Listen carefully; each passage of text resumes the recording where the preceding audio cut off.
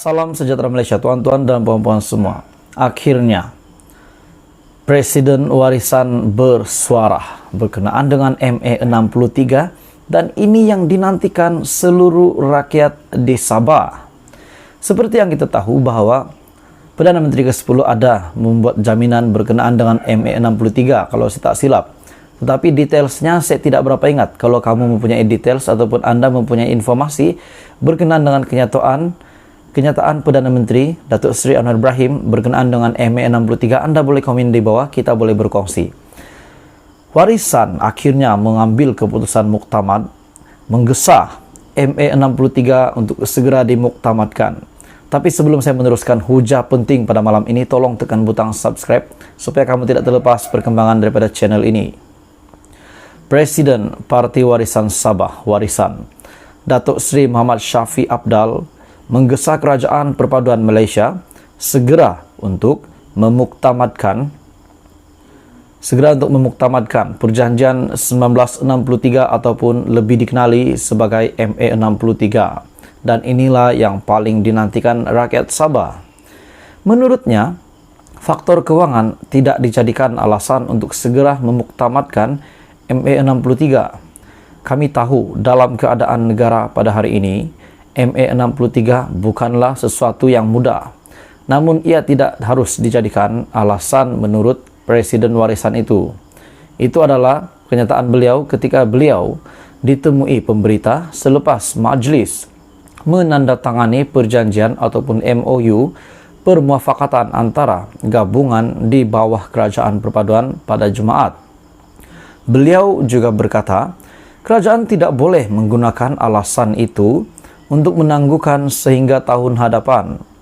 Muhammad Shafie sebagai Presiden Warisan itu berkata, terdapat beberapa perkara di dalam MA63 yang telah diselesaikan semasa pentadbiran terdahulu.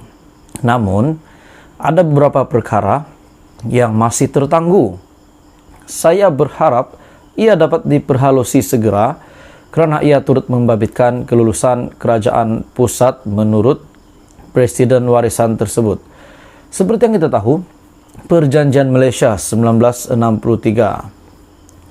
Seperti mana yang kita sedia maklum, Malaysia adalah sebuah negara persekutuan yang dibentuk daripada beberapa wilayah yang berasingan sebelum terwujudnya negara ini. Menurut sejarah yang terlakar, Persekutuan Malaysia terbentuk apabila Persekutuan Tanah Melayu bergabung bersama wilayah-wilayah Borneo Utara, Sabah, Sarawak dan Singapura. Jadi perjanjian MA63 ini sangat penting bagi rakyat di Sabah dan juga Sarawak. Di dalam ucapan sempena Hari Malaysia pada 2018 yang lalu, kalau tuan-tuan dan puan masih ingat, yang amat berbahagia Perdana Menteri Tun Dr. Mahathir Mohamad telah menyatakan komitmen kerajaan untuk mengembalikan status rakan sekutu kepada Sabah dan Sarawak sebagaimana yang termaktub di dalam Perlembagaan Malaysia 1963 selaras dengan prinsip dan semangat yang terkandung di dalam Perjanjian Malaysia 1963, Malaysia Agreement 1963 ataupun MA63.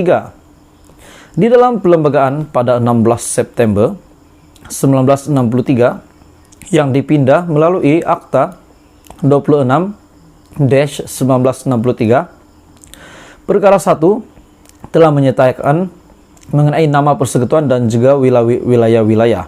Jadi MA63 ini satu perjanjian yang sangat penting dan inilah yang dinyatakan oleh Presiden Warisan, di mana warisan seluruh parti warisan di Sabah dan juga di Semenanjung menggesa untuk MA63 segera dimuktamadkan. Jadi apa komen Anda dengan berita hari ini? Anda boleh komen di bawah.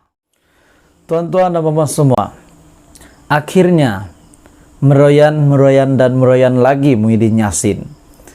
Dilihat beliau masih tidak berpuas hati lagi. Sedangkan 19 Desember ini adalah usul undi percaya untuk Datuk Seri Anwar Ibrahim. Saya sangat terkejut, saya sangat banyak pertanyaan timbul di kepala saya.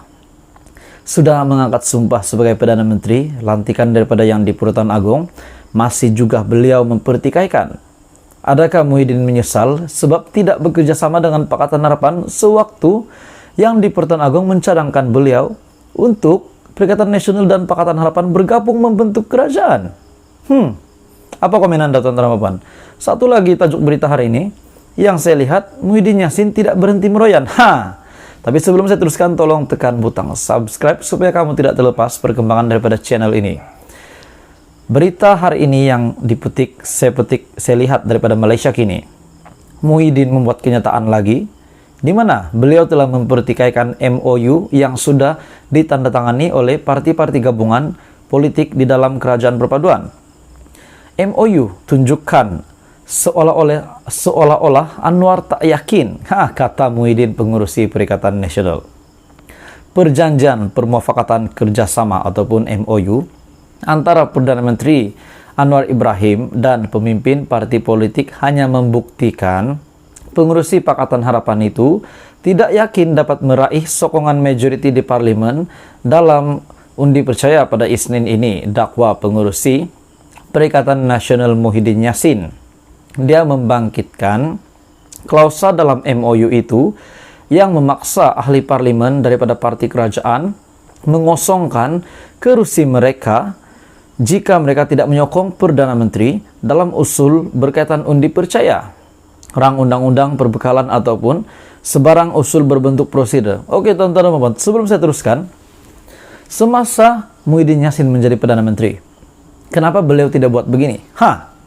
Mungkinkah strategi ini dicemburui oleh Muhyiddin Yassin semasa beliau menjadi Perdana Menteri?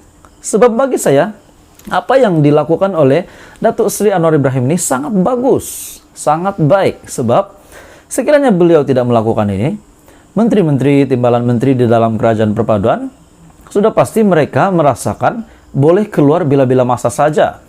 Tetapi sekiranya sudah diumumkan bahwa sekiranya mereka tinggalkan ataupun tidak menyokong lagi kerajaan perpaduan, mereka tidak akan dapat keluar daripada kerajaan perpaduan, melainkan mereka sanggup hilang kerusi. Coba pikir tuan-tuan dan puan.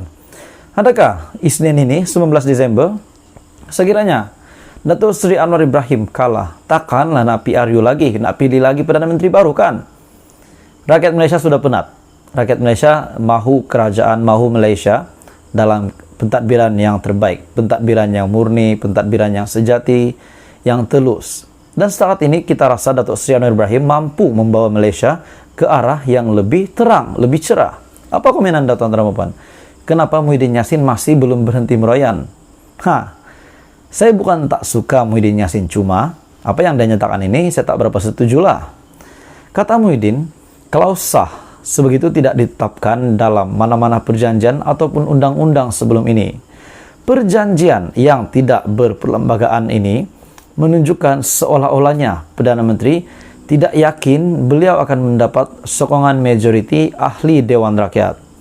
Sekiranya Anwar Ibrahim yakin, menurut Muhyiddin, maka tidak perlulah beliau mengambil tindakan yang tidak berperlembagaan ini. Lebih daripada itu, kata Muhyiddin, beliau bimbang sekiranya perjanjian ini dianggap sah, maka kerajaan pimpinan Pakatan Harapan akan memaksa ahli-ahli Dewan Rakyat mereka mengundi usul-usul atau rang undang-undang lain pada masa akan datang, termasuk berkaitan dengan pindahan perlembagaan, katanya pada suatu kenyataan.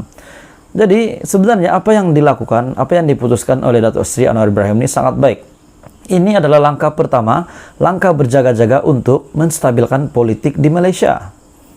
Kalau menteri dan timbalan menteri yang ada di dalam kerajaan perpaduan, ada di dalam kabinet Datuk Seri Anwar Ibrahim hari ini, tidak diberikan tindakan undang-undang, sekiranya mereka keluar daripada kerajaan perpaduan, tidak menyokong usul undi percaya dan sebagainya, mereka akan otomatis hilang kerusi dan sudah pasti mereka akan berhati-hati membuat keputusan. Jadi ini satu strategi yang baik bagi saya. Jadi nampaknya Muhyiddin Yassin masih lagi mempersoalkan bukan saja keabsahan Perdana Menteri, bahkan MOU juga yang sudah ditandatangani oleh pemimpin-pemimpin parti politik gabungan di dalam kerajaan perpaduan pun beliau masih pertikaikan. Apa komen Anda berita hari ini? Anda boleh komen di bawah. Tapi bagi saya strategi yang dilakukan Datuk Seri Anwar Ibrahim sangat terbaik.